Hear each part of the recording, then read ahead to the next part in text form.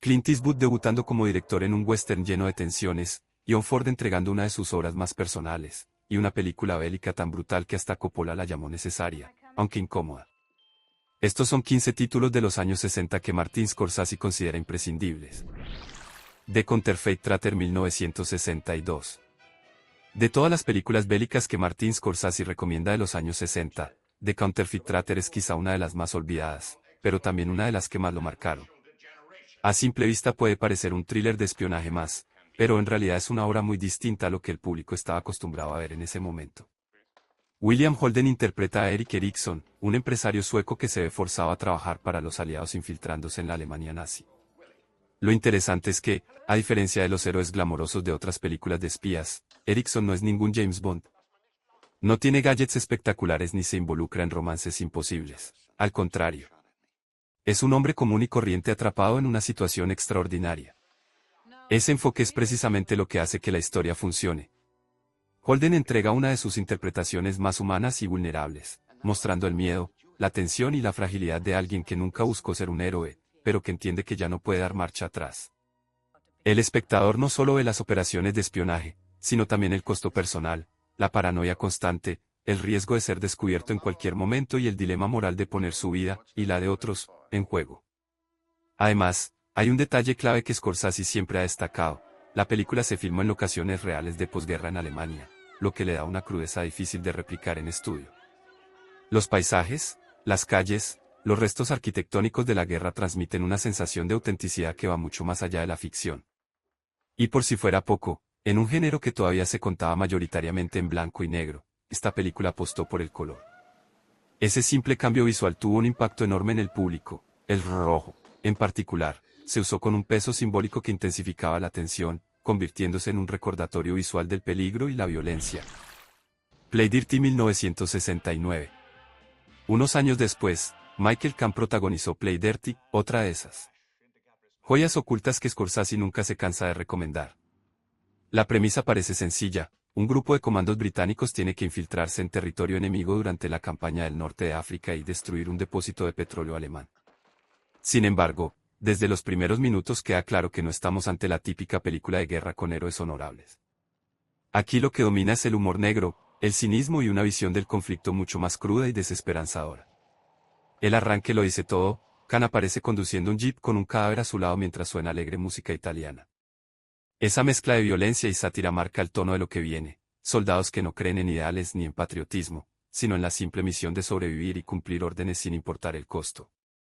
Scorsese definió la película como dura, pero nunca gratuita, y lo que quiso decir con eso es que, aunque no busca escandalizar al espectador con violencia excesiva, sí retrata un mundo bélico en el que no existen figuras heroicas ni actos redentores, solo hombres dispuestos a hacer lo que sea necesario.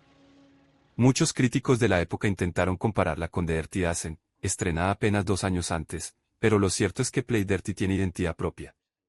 Su ritmo impredecible, la ambigüedad moral de sus personajes y la dirección seca y eficiente de André Todd la convierten en una película que incomoda, pero que precisamente por eso resulta tan fascinante.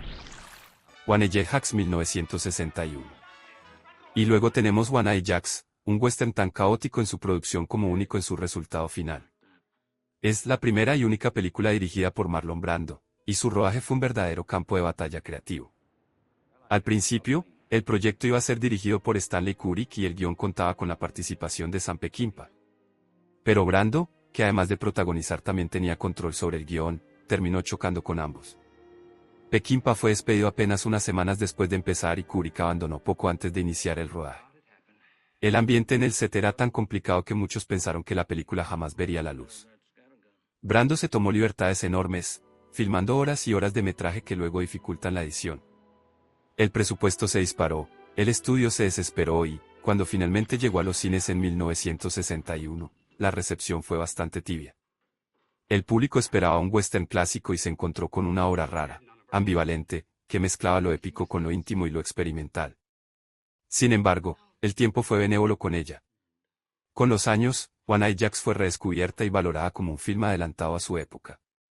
Quentin Tarantino la considera uno de los mejores westerns jamás filmados, y Scorsese se convirtió en uno de sus grandes defensores, impulsando su restauración en 4K en 2016 para que nuevas generaciones pudieran verla en todo su esplendor.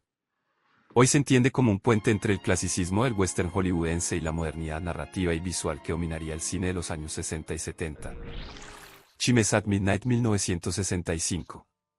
Cuando hablamos de Orson Welles, lo primero que suele venir a la mente es Citizen Kane, la película que revolucionó el cine y que todavía hoy es considerada una obra maestra.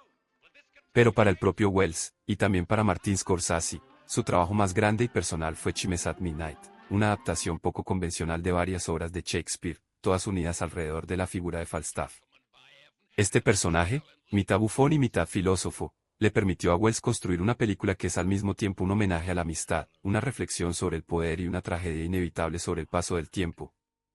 Lo que diferencia a Chimes at Midnight de otros films de Shakespeare es la forma en que Welles transformó un texto clásico en una experiencia cinematográfica visceral. La obra contiene una de las batallas más recordadas en la historia del cine, y Scorsese nunca ha ocultado su admiración por ella. Para él, esa secuencia es la mejor batalla jamás filmada. No es casualidad que películas como Braveheart estudiaran esa escena para aprender cómo transmitir caos, violencia y emoción sin perder claridad narrativa. Incluso el propio equipo de Scorsese analizó esa secuencia como inspiración para diseñar combates en sus propias películas. Más allá del espectáculo visual, la grandeza de Chimes at Midnight está en la emoción que transmite. Falstaff, interpretado por el propio Welles, encarna la decadencia de un hombre que vive entre la risa y la desolación, y la película logra capturar tanto la épica de los campos de batalla como la intimidad de una amistad traicionada. Es un film que no tuvo el reconocimiento que merecía en su estreno, pero que con el tiempo se ha convertido en una de las piezas esenciales para entender la evolución del cine en los años 60. The Trial 1962. Si Chimes at Midnight fue el proyecto más querido de Welles, The Trial fue el que más lo hizo sentirse en control. Basada en la novela de Franz Kafka, esta película nos sumerge en una pesadilla burocrática en la que un hombre es acusado de un crimen que desconoce y debe enfrentarse a un sistema judicial absurdo, opresivo y sin salida. Anthony Perkins, apenas 2 años después de Psycho, encarna al protagonista con una mezcla perfecta de vulnerabilidad y desesperación, transmitiendo la sensación de estar atrapado en un mundo donde la lógica no existe. Lo fascinante de The Trial es cómo Welles consigue trasladar la atmósfera kafkiana al lenguaje cinematográfico. La película está llena de encuadres extraños, ángulos que deforman la perspectiva y escenarios que parecen más grandes de lo que deberían, como si todo el entorno conspirara para aplastar al protagonista. Es una de esas películas en las que el espacio se convierte en un personaje más, y donde el espectador comparte la misma sensación de asfixia y paranoia que siente el protagonista. Scorsese ha hablado muchas veces sobre este film, y lo describió como una obra profundamente perturbadora. Incluso reconoció que una escena en particular, donde unos niños espían a través de rendijas en la pared, lo impactó tanto que terminó inspirando imágenes de su propio cine, como la apertura de Killers of the Flower Moon. En su momento, The Trial fue un fracaso comercial, pero con el tiempo se convirtió en una de las películas más valoradas de Welles, hasta el punto de que críticos como Roger Ebert la consideraron una obra maestra absoluta. Once Upon a Time in the West 1968. Si hablamos de épica y de westerns inolvidables, Once Upon a Time in the West de Sergio Leone ocupa un lugar privilegiado. Aunque muchos recuerdan The Good, de Bad and the Ugly como el spaghetti western más famoso, esta película representa la madurez artística de Leone, su obra más ambiciosa y visualmente imponente. Con casi 3 horas de duración, es un relato que combina venganza, traición y el fin de una era, narrado con un ritmo deliberadamente lento que construye tensión hasta llegar a explosiones de violencia inolvidables. La escala de la producción fue gigantesca. Paramount le dio a Leone un presupuesto mucho mayor al de sus westerns anteriores, y eso se nota en cada detalle, los escenarios monumentales, la puesta en escena cargada de extras, la fotografía que aprovecha al máximo el formato panorámico. Scorsese dijo alguna vez que era una de las mejores películas rodadas en widescreen, y no exageraba. Cada encuadre está diseñado para ser contemplado como una pintura, y cada silencio es tan expresivo como un disparo.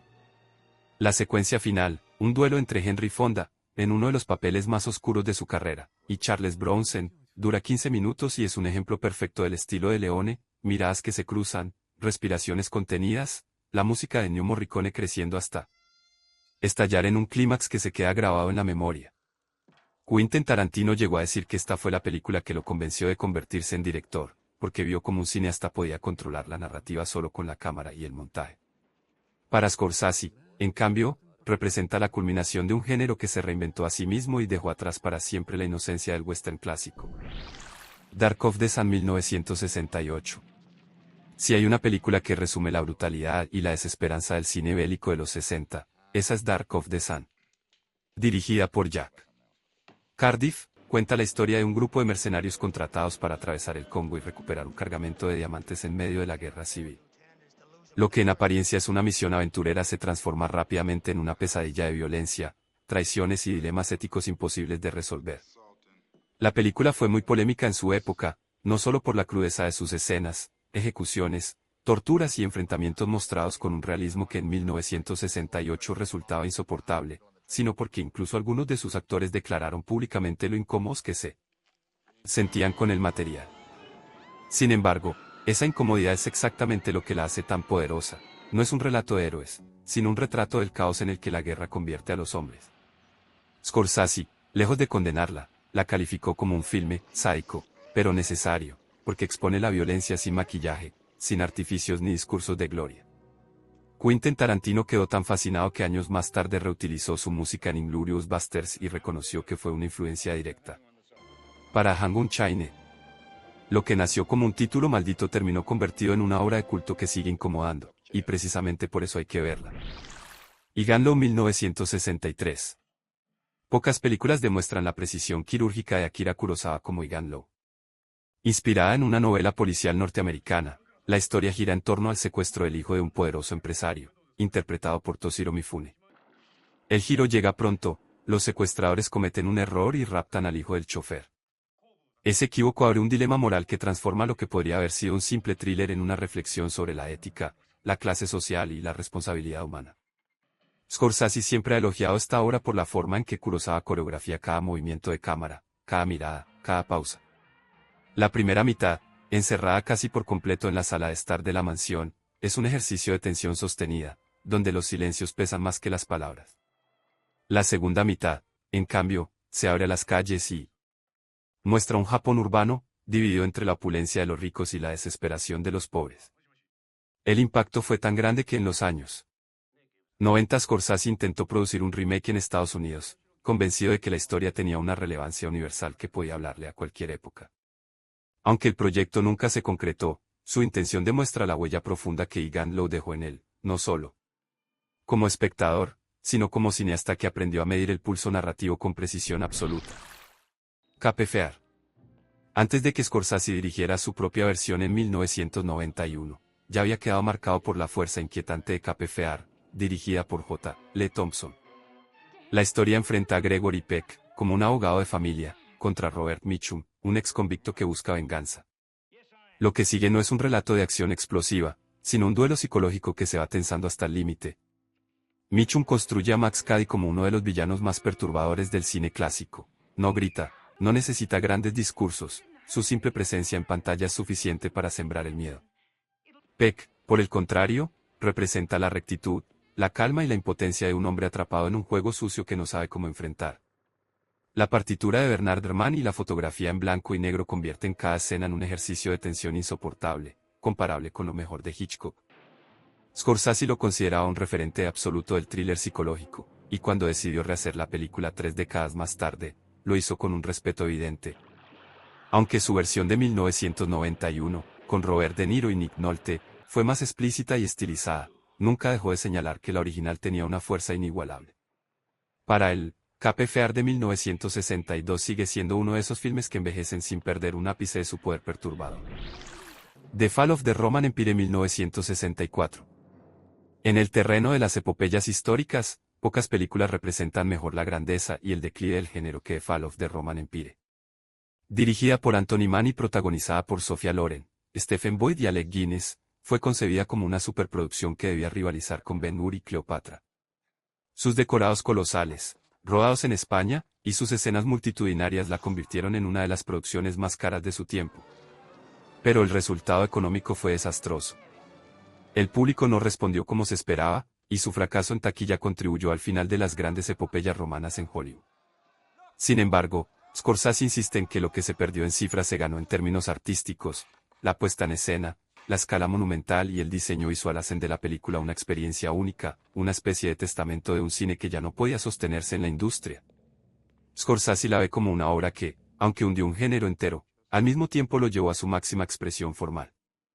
Es un recordatorio de que el cine, incluso en sus fracasos, puede alcanzar momentos de grandeza irrepetible. Psycho 1960. Cuando Alfred Hitchcock estrenó Psycho en 1960, nadie podía anticipar que estaba a punto de redefinir el cine de terror. Rodada con un presupuesto reducido, en blanco y negro y con el equipo de su serie de televisión, la película parecía un proyecto menor dentro de la filmografía del director.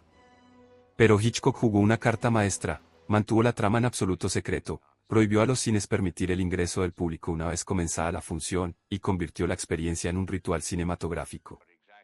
La escena de la ducha, con su montaje frenético y la música chirriante de Bernard Herrmann, se convirtió en una de las secuencias más icónicas de la historia del cine.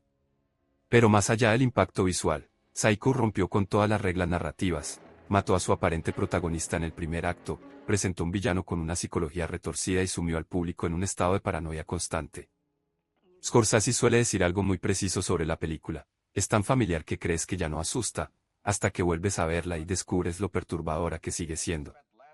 Y es cierto, aunque hoy todos conocemos la trama y los giros, la forma en que Hitchcock manipula el suspense, el sonido y el espacio sigue generando incomodidad.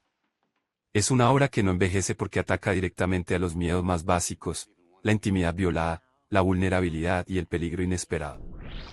Contempt 1963. Jean-Luc Godard filmó Contempt, Le Mépris, en un momento de transición personal y artística, y eso se siente en cada plano de la película.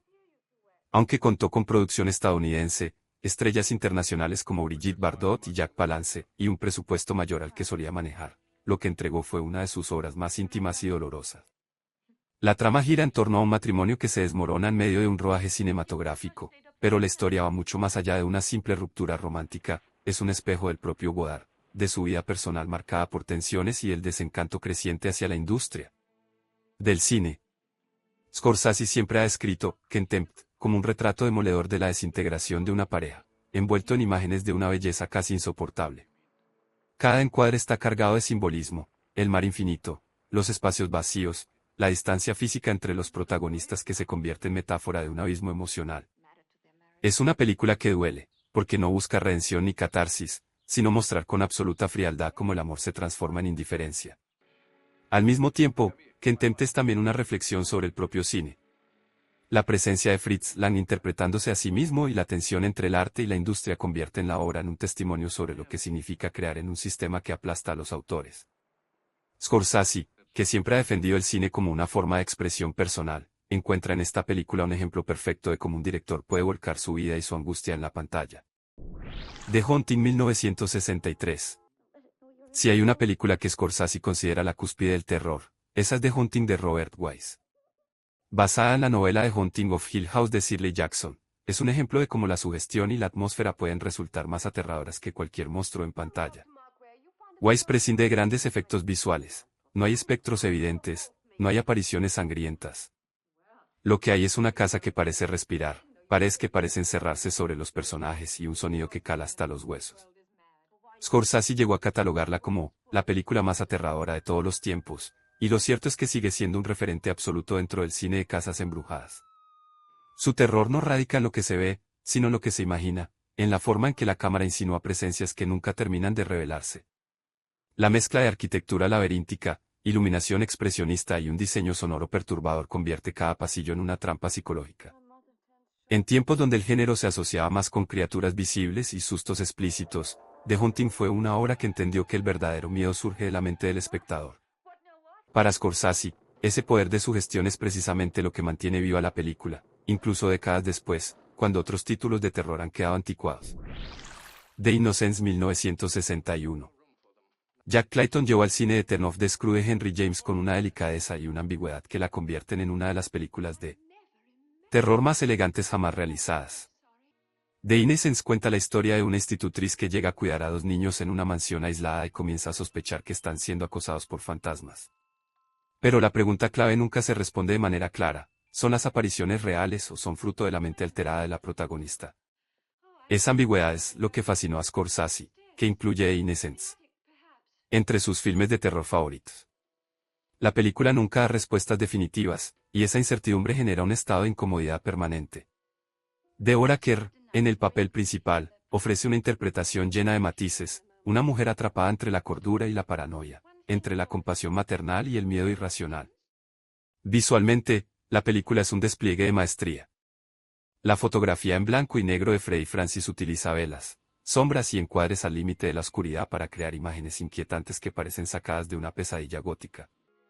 Medio siglo después, sigue causando escalofríos porque no apela a sobresaltos baratos, sino al poder de la duda, a esa incertidumbre que nos obliga a cuestionar qué es real y qué no lo es. L. Avventura 1960. Cuando Michelangelo Antonioni estrenó L. Avventura, muchos espectadores salieron del cine indignados.